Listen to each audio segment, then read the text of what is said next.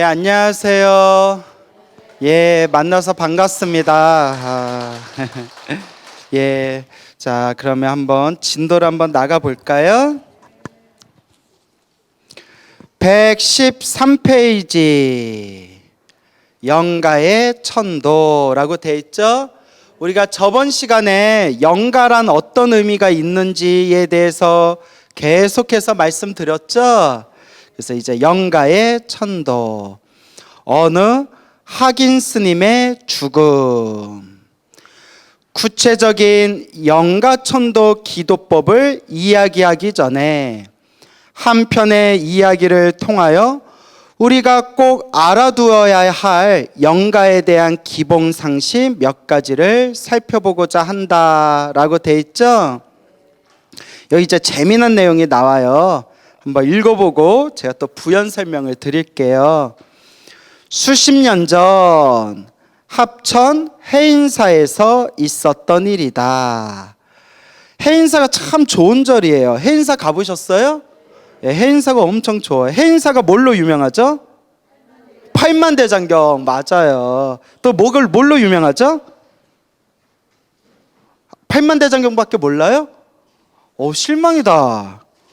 광우스님이 출가한 절. 예? 비웃어요? 그래요. 이제 아시겠죠? 예, 합천 해인사에서 있었던 일이다. 강원의 학생들이, 강원은 이제 경전 공부하는 불교대학을 뜻해요. 스님들의 불교대학을 강원이라고 불러요. 강원의 학생들이, 공부하는 스님들이 가을 수학철에 장경각 뒤쪽에 잣나무 숲으로 잣을 따라갔다. 잣 따라가셨대요. 왜 잣 따라갔냐? 옛날에는 절이 엄청 가난했대요.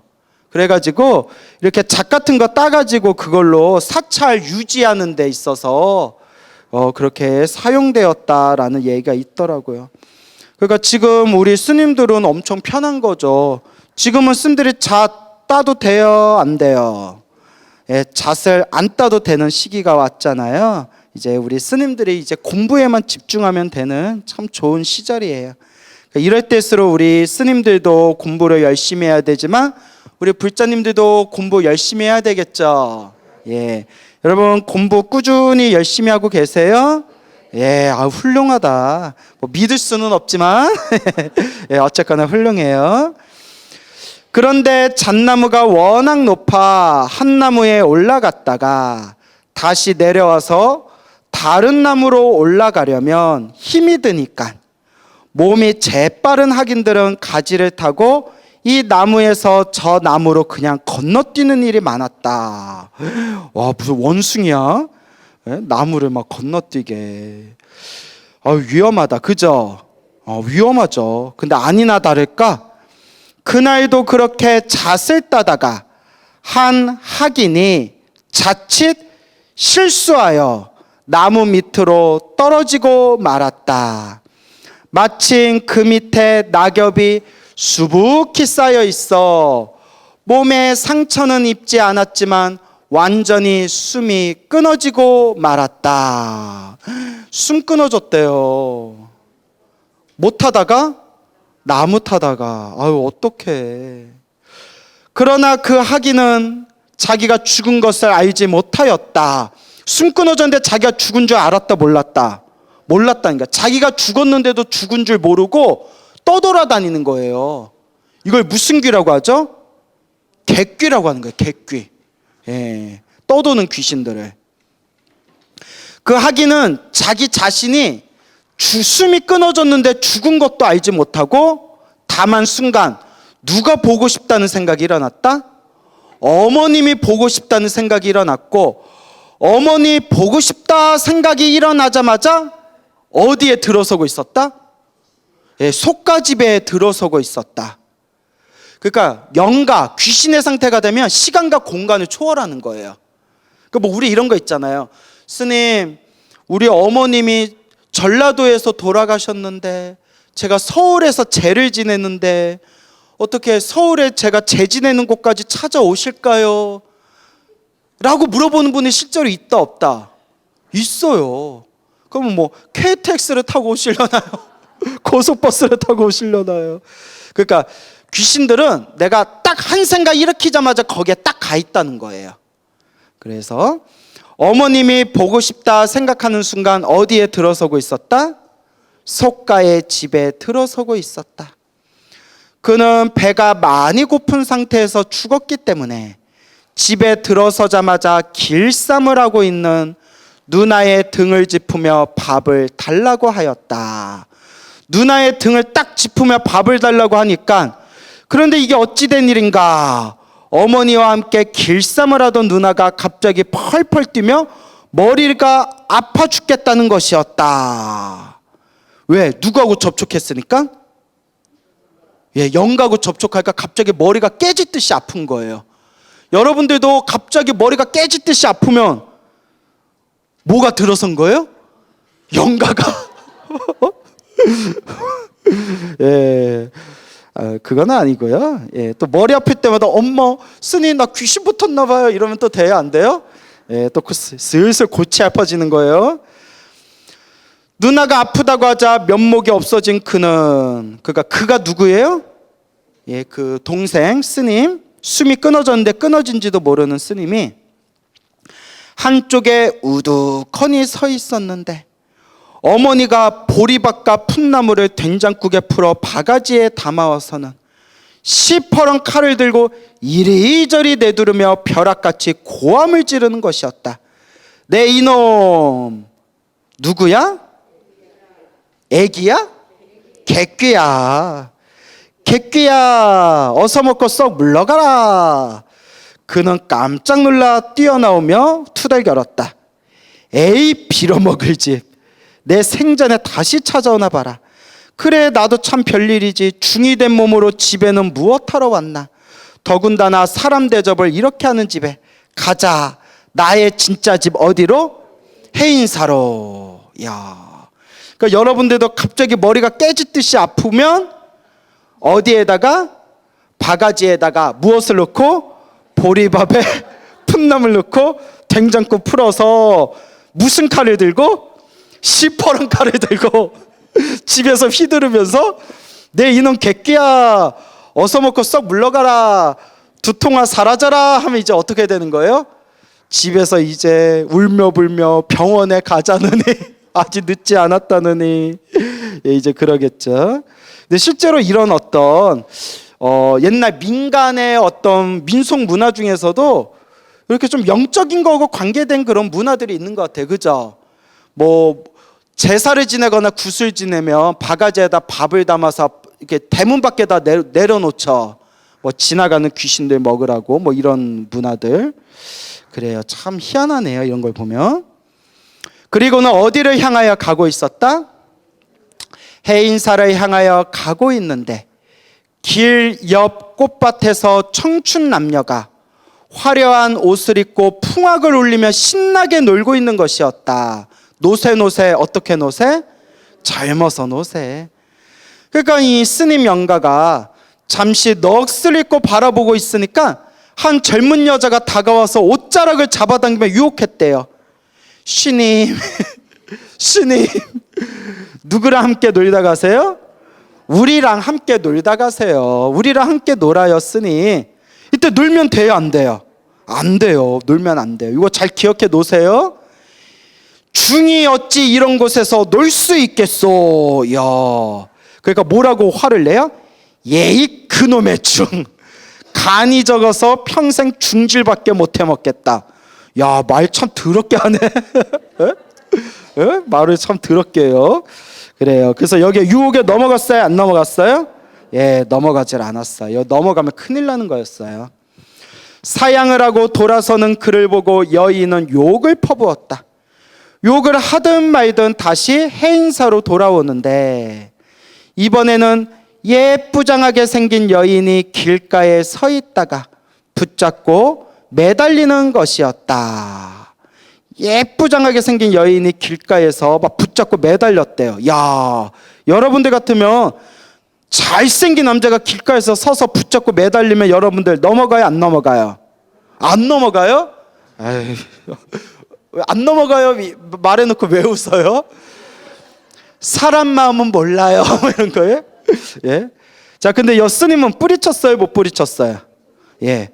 억지로 뿌리치고 걸음을 옮기는데 이번에는 수건을 머리에 질끈 동여맨 수십 명의 무인들이 활을 쏘아 잡은 노루를 구워 먹으면서 함께 먹을 것을 권하였다.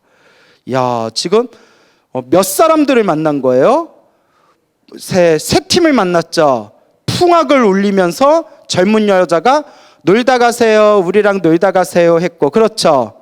또 중간에 예쁘장하게 생긴 여인이 길가에 서 있다가 붙잡고 매달렸죠. 그리고 세 번째가 수건을 머리에 질끈 동여맨 활을 든 무인들이 노루를 구워 먹으면서 같이 먹고 가자, 먹고 가라라고 권하였다. 세 팀을 만났네요. 그들도 간신히 뿌리치고 절에 도착하니 제가 있는지, 여러분 제사라고 할 때 어이자, 제사라는 단어랑 불교에서 말하는 제라는 단어랑 다른 뜻이라고 했죠. 엄격하게 구분해야 돼요. 그래서 우리도 입에 습관이 붙어서 아예 절에 제사 지내러 오셨어요 라고 표현은 하지만 불교적으로 제사라는 표현이 맞다 안 맞다? 안 맞다. 저번 시간에 다 설명 들었죠? 그래서 우리는 요 제에다 동그라미 촥 해주세요. 제. 그러니까 49제 할 때도 어이를 쓰는 게 아니라 뭘로 써야 돼요? 아이. 천도제 할 때도 아이. 또 우리도 불교에서 원래 기제사라는 표현보다는 무슨 표현을 써야 된다? 기제. 아시겠죠? 기제라고 표현하는 거예요. 제. 그래서 그냥 뭐 제사라고 표현하든 제라고 표현하든 사람이 알아들으면 그냥 언어라는 것은 서로의 필요에 의해서 쓰이는 하나의 기호니까 그냥 서로 알아들으면 별 상관은 없지만 엄격하게 구분하면 요 제자, 여러분들 밑줄 긋고 동그라미한 요 제자, 요 단어를 써야 됩니다. 알겠죠? 예. 연불 소리가 들려왔다. 그런데 아무래도 그 소리가 이상했다. 가까이 다가가서 유심히 들어보니 목탁을 두드리는 스님은 목탁을 두드리면서 뭐라고 해요? 은행나무 바리떼 뚝딱 뚝딱, 은행나무 바리떼 뚝딱 뚝딱 하고 있고. 왜 웃어? 자, 요령을 흔드는 스님은 뭐라고 하고 있어요? 딸랑딸랑 하면서 뭐라고 불러요? 재경행상. 딸랑딸랑 재경행상, 딸랑딸랑 재경행상, 딸랑딸랑 요령을 흔들고 있는 것이었다. 그 목탁 치는 스님은 은행나무 바리떼, 은행나무 바리떼. 요령 흔드는 스님은 재경행상, 재경행상. 그러니까 이 영가 스님이 별 이상한 연불도 다 한다고 생각하면서 열반당, 이제 돌아가실 스님들 모시는 그런 집을 무슨 당이라 부른다? 열반당.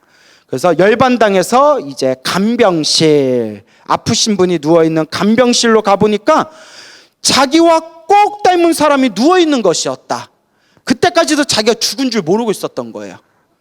그래서 자기와 꼭 닮은 사람이 누워있어가지고 발로 툭 차는 순간 영가가 어디 속으로 쏙 들어간 거예요. 다시 몸속으로 쏙 들어가면서 그는 다시 뭐 했다? 살아났다. 이런 얘기 많죠. 우리 전설의 고향에도 이런 얘기 많잖아요. 그죠? 그런데 조금 전에 집에서 보았던 누나와 어머니는 물론 여러 조객들이 자기를 앞에 놓고 슬피 울고 있는 것이었다. 영문을 알 수 없었던 그는 살아난 자신을 보고 기절초풍하는 어머니에게 여쭈었다. 엄마가 막 기절초풍을 한 거예요. 아들 스님이 죽었는 줄 알고 찾아왔는데, 어머니 왜 여기 와서 울고 계십니까? 이놈아 이놈아 막 이랬겠죠. 네 놈이 산에 찻을 따라갔다가 죽었지 않았느냐.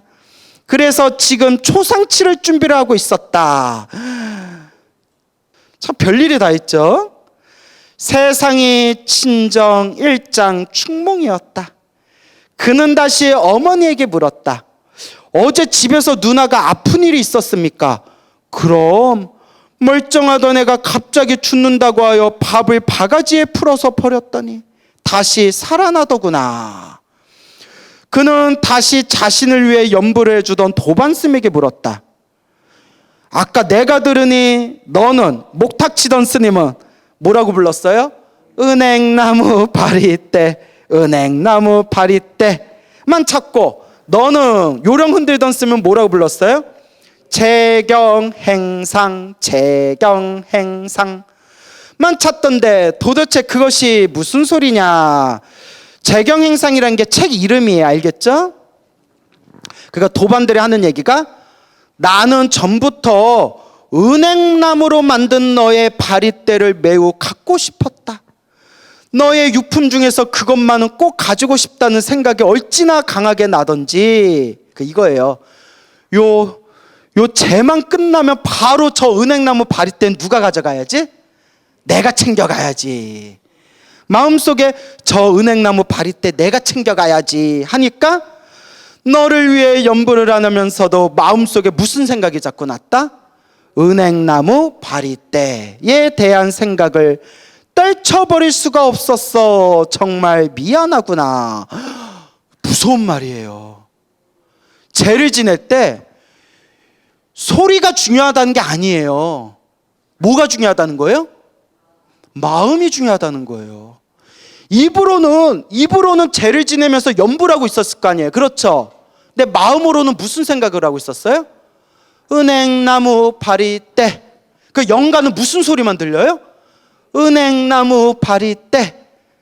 마음을 듣는다는 거예요. 그래서 연불보다 무슨 밥이다? 제밥이다. 연불하면서 연불에 집중 안 하고 저 밥을 볶아 먹을까 지져 먹을까 비벼 먹을까 하면 영가가 스님들의 연불을 해줘도 제밥에만 관심이 있으면 영가 귀에는 뭐가 들려요?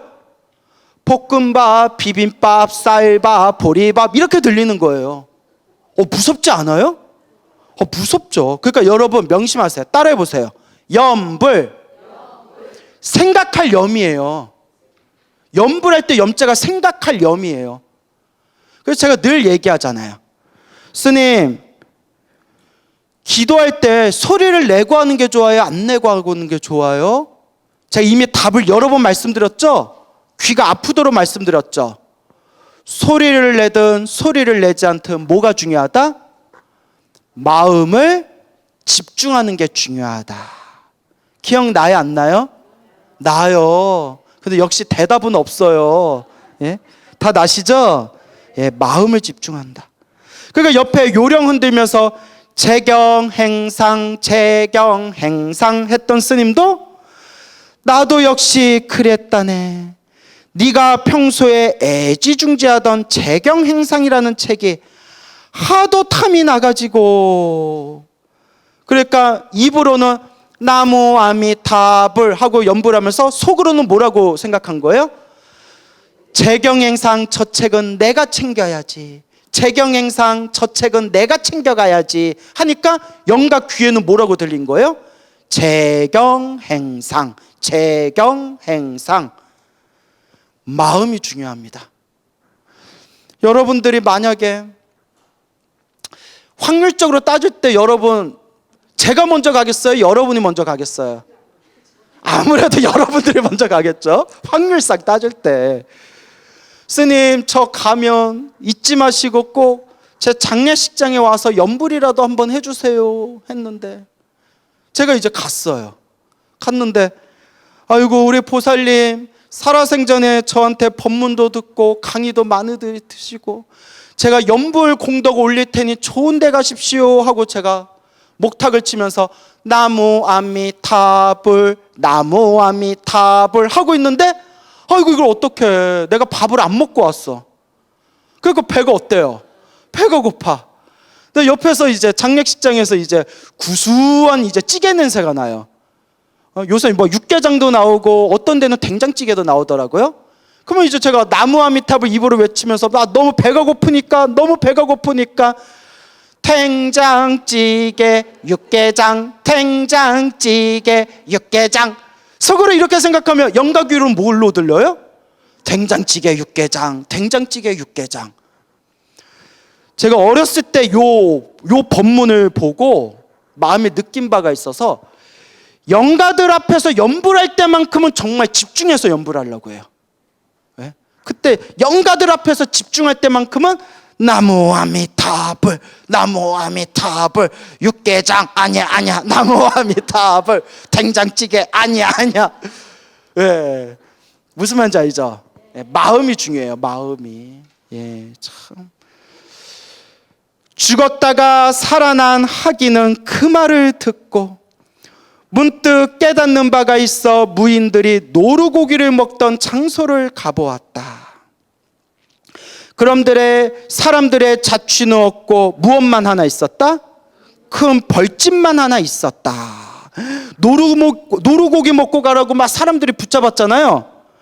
근데 그 자리에 가봤더니 노루고기 먹던 사람은 없고 뭐만 있었다? 거기서 해인사로 안 들어오고 무인들하고 딱 하니 노루고기 먹고 있었으면 뭘로 태어날 뻔한 거예요? 벌로 태어날 뻔했다는 거예요. 영가 눈에는 그게 노루고기 먹는 무인으로 보였던 거예요. 무섭죠? 꿀을 따는 벌들이 열심히 그 집을 드나들고 있었구나. 다시 예쁘게 생긴 미모의 여인이 붙들고 매달리던 곳으로 가보니까 그 여자는 보이지 않고 뭐가 보이더라? 굵직한 뱀 한 마리가 또아리를 틀고 있었더라. 여자가 붙들고 막 매달렸을 때 에휴 그래 좀 놀다 가자 하고 여자하고 알콩달콩 놀고 있었으면 뭘로 태어날 뻔한 거예요? 뱀으로 태어날 뻔한 거예요. 청춘 남녀가 풍악을 울리며 놀던 곳에 가봤더니 뭐가 있더라? 비단개구리들이 모여서 울고 있었더라. 와, 여러분 이런 얘기 들으면 여러분 믿어요 안 믿어요? 전 믿어요. 저는 제가 이제 기도를 하고 이런 수많은 어떤 윤회와 인과법에 대한 수많은 이야기들을 듣거나 보거나 목격하게 되니까 안 믿을 수가 없어요. 이거 딱 보고 느낀 게 이스님이 수행을 열심히 안 했구나. 그죠 여러분? 수행을 열심히 안 한 것 같아요. 하지만 그래도 머리 깎고 부처님 제자로 살았던 공덕의 힘에 의해서 벌로 태어날 뻔한 거 패스, 뱀으로 태어날 뻔한 거 패스, 비단개구리로 태어날 뻔한 거 패스. 그래서 이렇게 다시 되살아날 수 있었던 거죠. 그죠? 휴, 내가 만일 청춘 남녀나 무사 미녀의 유혹에 빠졌다면 분명히 개구리나 뱀이나 벌 중에 하나로 태어났을 것이 아닌가 라고 놀랬다는 거예요. 만약에 이 스님이 여러분 이야기에 처음으로 돌아가서 꿀꼬닥 하고 숨이 끊겼을 때 처음에 딱 생각난 게 누가 생각났다고 했어요? 어머니 생각나는 순간 자기도 모르게 뿅 하고 어머니 집에 들어서고 있었다고 했죠. 이게 자기 업식대로 가는 거예요. 뭐대로 간다? 업보대로 가는 거예요. 만약에 이분이 숨이 딱 끊겼을 때 아미타불하고 극락세계 생각했으면 어디로 갔을까요? 극락세계 태어나는 거예요. 그래서 우리가 항상 염불은 습관이다. 그냥 내 잠재의식, 내 무의식, 내 가슴속 깊은 곳까지 이 염불이 새겨지고 완전히 푹 이 염불의 기운이 푹 젖어야 돼요. 잠재의식 속에서도 잠꼬대하면서도 염불이 튀어나올 정도로.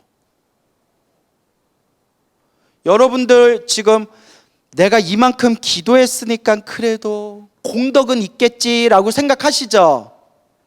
아니에요? 사람 민망하게 아니야 뭐 이러죠. 그래요? 그래. 아유 훌륭하다. 아유 겸손하시네. 예. 내가 숨 끊어지고 내가 목숨이 다했을 때 내 이 한 생각이 어디로 흘러갈지 모른다는 거예요. 그 한 생각 때 딱 무엇을 생각해야 된다? 아미타불, 관세음보살, 지장보살. 그때 숨 끊어질 때 한 번 딱 부처님 부를 수 있는 그 힘이 있어야 돼요. 쉽다 어렵다. 우리 그런 얘기 하잖아요. 죽기 전에 나무 아미탑을 10번만 부르면 반드시 극락세계 태어난다 라는 말 들어보셨죠? 우리 흔히 이런 얘기 하잖아요. 야, 그러면 뭐하러 수행하냐. 죽기 전에 나무 아미탑을 10번 부르고 죽으면 되겠네. 그런 생각 해봤어요? 안 해봤어요? 그럼 나는 뭐가 돼요? 난 그런 생각했는데, 아싸 신나게 놀고 신나게 재밌게 살다가 숨 끊어지기 전에 나무 아미탑을 이러고 죽어야겠다. 그 극락세계 태어나겠다. 근데 큰 스님들이 뭐라고 하시죠? 광우야, 그 죽기 전에, 숨 끊어지기 전에 그 순간에 막 정신이 혼미하고 온몸이 조각조각 부서질 것 같은 그런 상태에서 죽기 전에 나무 아미탑을 10번 부르는 게 쉽겠냐 어렵겠냐? 얼마나 어려운지 아느냐? 살아생전에 염불하고 또 염불해서 쌓이고 닦인 그 염불의 힘이 있어야 마지막 죽는 순간에 아미타불 하고 부처님을 부르면서 죽을 수가 있다는 거예요. 쉬운 일이 아니다. 큰 스님들이 그런 말씀 얼마나 많이 하셨어요. 그래서 제가 여러분들한테 늘 당부하는 게 꿈에서도 기도할 정도가 돼야 된다. 이 스님이 숨이 딱 끊어질 순간 잠재의식, 완전 순전한 잠재의식, 무의식에 딱 누구를 떠올렸어요? 어머니를 떠올렸잖아요. 우리가 살아있으면서 가장 깊은 잠재의식을 경험하는 게 어느 세계다? 꿈의 세계예요. 꿈조차 없는 깊은 숙면 상태는 무의식인데, 그런 거는 우리가 정신이 아예 없는 세계니까 그나마 우리가 아주 깊은 잠재의식을 체험할 수 있는 게 바로 꿈의 세계예요. 깊은 잠재의식의 상태인 꿈에서도 기도하고 염불할 정도면 엄청 수행이 깊은 거라는 거예요. 그런데 어쩌다 한번 꿈에서 염불한 거는 그것도 훌륭하고 대단한 거지만 그거 갖고는 된다 안 된다? 안 돼요. 꿈꿀 때마다 딴짓 안 하고 꿈꿀 때마다 꿈에서 딱 기도할 정도가 되면, 꿈에서도 항상 기도하고 수행할 정도가 되면 성인의 경지라고 했어요. 무엇의 경지? 성인의 경지. 어쩌다가 꿈꾸고 염불하는 거는 말고, 그것도 대단하지만 그러니까 그런 경지가 얼마나 어렵겠어요. 그러니까 옛날 해인사의 성철 스님이라고 큰 스님이 계셨는데, 성철 스님 다 들어보셨죠? 그 스님들이, 제자들이 참선 공부하다가 당신이 수행이 깊은 맛을 봐가지고 자기가 깨쳤나 못 깨쳤나 점검받기 위해서 성철 스님 찾아가면 성철 스님이 항상 그냥 첫 번째로 딱 던지는 말씀이 있으시대요. 꿈에서도 돼? 어디서도 돼? 꿈에서도 돼? 꿈에서 안 돼? 아유, 그럼 됐다 나가라. 꿈에서도 공부를 놓치는데 그게 무슨 공부냐? 그런 얘기를 항상 하셨어요. 근데 참 쉽다 어렵다? 어려워요. 저도 꿈에서 이렇게 공부된 적이 있었어요. 근데 한결같지는 않아요. 정말 집중 잘 되고 공부를 열심히 할 때는 저도 꿈에서 막 공부하고 수행할 때는 있었지만 한결같지는 않더라고요. 하와이도 가고 클럽에도 가고 미팅도 가고 그리고 막 꿈이란 게 이렇게 잠재의식이 왔다 갔다 하는 거예요. 여러분들도 그렇죠? 선생님, 저는 꿈꿀 때마다 염불하고 있습니다 라는 분 계세요? 우리 관계 어색해질 뻔했어요. 네, 그래서 항상 닦는 거예요. 뭐 하는 거다? 항상 닦는 거다. 어디서도 될 정도로, 꿈에서도 수행이 될 정도로. 그런데 꿈에서도 수행이 쭉 될 정도면 성인의 경지다라고 했어요. 성인의 경지다. 예, 알겠죠? 그러니까 뭐 꾸준히 닦는 수밖에 없죠. 자, 그러면 118페이지로 한번 넘어가 볼까요? 자력의 천도, 타력의 천도. 해인사에서 실제로 있었던 이 이야기는 영가에 대한 몇 가지 중요한 사실을 우리에게 상기시키고 있다. 그것과 연결시켜 영가천도에 대한 이야기들을 전개시켜보자. 죽어서 육체를 이탈한 영은, 영가라고 하죠 우리는, 무엇을 쫓아 헤매게 된다? 업을 쫓아 헤매게 된다. 그러니까 우리가 다음 생, 내가 지은 업보대로 태어난다는 거예요. 여기서 중요한 게 있어요. 이 스님이 엄마 생각이 나서 엄마한테도 갔다가 중간에 비단개구리한테 걸릴 뻔하다가 뱀한테 걸릴 뻔하다가 벌들한테 걸릴 뻔하다가 그래도 에휴 빨리 집에 가야지 그 집이 어디였어요? 해인사. 그러니까 딱 업이 나는 누구다? 나는 중이다. 나는 스님이다. 내가 가야 할 집은 어디다? 해인사다. 그러니까 붙잡아도 뿌리친 거예요. 아유 나 집에 가야 된다고. 나 해인사 가야 된다고. 업이 조금만 삐딱했으면 어쩔 뻔했어요? 아유 그래 놀다 가지 뭐 놀자 젊어서 놀자 하다가 비단개구리 되는 거예요. 예쁜 여자가 신임 놀다 가요 하면 아이고 이쁜 처자가 나를 또 다 붙드네. 조금만 놀다 갈까 하며 뭘로 태어나는 거예요? 뱀으로 태어나는 거예요. 그때 막 노루고기 먹고 있던 무인들이 아우 쌤 배고플 텐데 좀 드시고 가세요 하다가 아이 그래 뭐 고기 뭐 절에 가면 고기 못 먹을 텐데 여기서 좀 먹고 가자 하고 그 몇 점 먹다가 뭐 되는 거예요? 벌로 태어나는 거예요. 무섭지 않아요? 이게 이제 영가들의 세계예요. 업보대로 가는 거예요. 근데 이 스님은 딱 자기 중심에 나는 스님이고 내 집은 어디다? 해인사다 해가지고 그냥 앞뒤 안 보고 다 뿌리치고 딱 해인사에 갔기 때문에 본래 자기 몸으로 돌아온 거예요. 근데 이제 제 입장에서 만약 그 스님이 나무아미타불 내가 가야 할 내 마음의 고향은 극락세계이다. 아미타 부처님 성불학교다 라고 했으면 딱 어디로 갔을까요? 극락세계 갔겠죠. 그래서 제가 연부를 많이 하는 거예요. 저도 언젠가는 저도 숨이 또 끊길 거 아니에요? 딱 숨 끊어질 때 어디에 가려고? 극락세계. 숨 끊어질 때 아미타불 하면서 이제 극락세계 가야 되는데 한 생각 잘못 일으켜서 숨 끊어질 때 아버지 하다가 다음 생에 아빠로 태어나. 예, 그래 웃자간 말이에요. 그만큼 이제 업을 쫓아간다는 거예요. 무엇을 쫓아간다? 업을 쫓아간다. 그러니까 여러분 늘 나는 무슨 업을 닦고 있는가?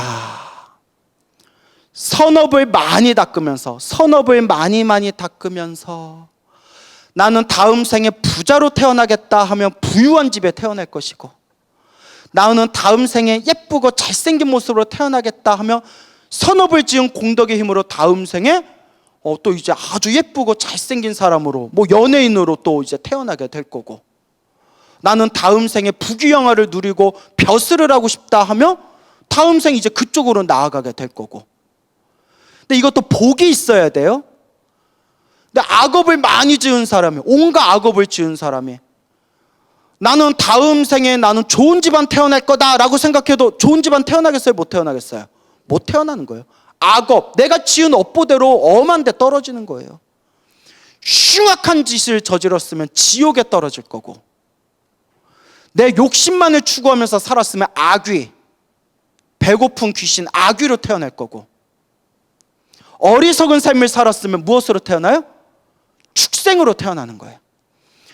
어리석은 삶을 살아서 축생으로 태어나도 지어놓은 복이 많은 영가는 주인을 잘 만난 축생으로 태어나요. 여기 여러분 고양이나 개 키우면서 오기야 금이야 내 새끼 우쭈쭈 하면서 키우는 분들 있죠. 축생으로 태어난 거는 업보가 두꺼운 거지만 축생으로 태어나도 뭘 많이 지은 축생이에요? 복을 많이 지은 축생이에요. 세상에. 그리고 복 없는 축생은 어디로 가는 거예요? 보신탕집도 가고 뭐 길고양이 돼가지고 막 잡혀가고 막 그렇게 이제 사는 거예요. 다 복대로 사는 거예요. 그러니까 늘 여러분들을 스스로 반성해 봐야 돼요. 나는 선업을 많이 짓고 있냐, 악업을 많이 짓고 있느냐. 무엇을 많이 짓고 있어요? 선업? 악업? 선업? 중간업? 예.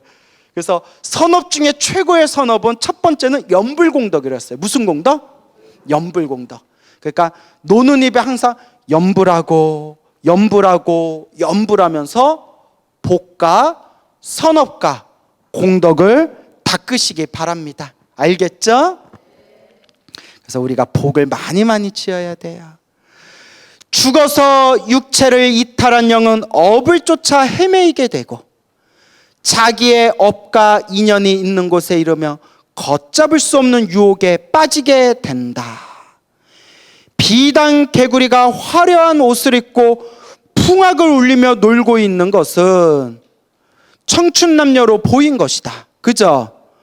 또아리를 든 뱀이 어여쁜 여인으로 보인 것도 한 예이다. 참 무섭다. 영혼은 자기가 태어나야 할 인연처에 이르면 그곳이 이 세상에서 가장 바람직한 낙원처럼 보이게 된다고 한다. 이것이 묘한 점이다. 까마귀로 태어날 영혼에게는 까마귀 둥지가 대궐보다 더 아름답게 보이고, 그러면 거길로 가려니까 그 까마귀 둥지가 대궐처럼 보이는 거예요. 거기에 가려니까. 그래서 그 대궐 같은 까마귀 둥지로 들어가 까마귀 새끼로 태어나고 만다. 스스로가 지은 업의 에너지가 맞는 사이클을 찾아 파고드는 것이다. 그래서 따라해보세요. 끼리끼리 모인다. 내 업보대로 만나는 거예요. 내 업보대로 만나는 거예요. 그래서 부처님 경전에 나와요. 부처님 경전에 초기 경전, 대승 경전에 항상 나와요. 내가 너무 답답한 게요. 유튜브 보는 사람들 중에 무식한 사람들이 너무 많은 것 같아요. 그래서 내가 아예 댓글을 안 봐요. 보면 속 터져가지고. 제가 이거 윤회 이야기, 인과 이야기 많이 해드리죠. 그럼 여러분들 보신 적 있는지 모르는데 댓글 중에 꼭 부처님이 윤회 이야기 한 적 있습니까? 이렇게 댓글 다는 사람들이 있어요.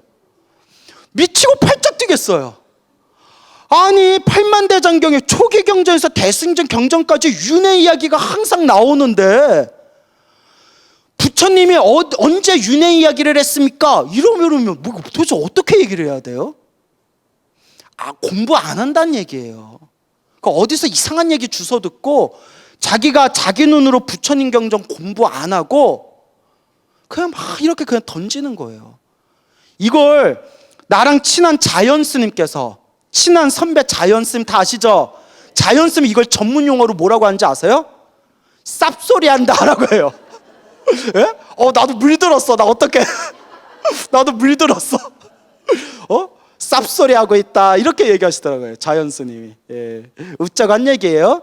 제 얘기는 공부 좀 해야 된다는 거예요. 부처님이 경전에서, 초기 경전에서 대승 경전까지 윤회 이야기를 계속 하셨잖아요.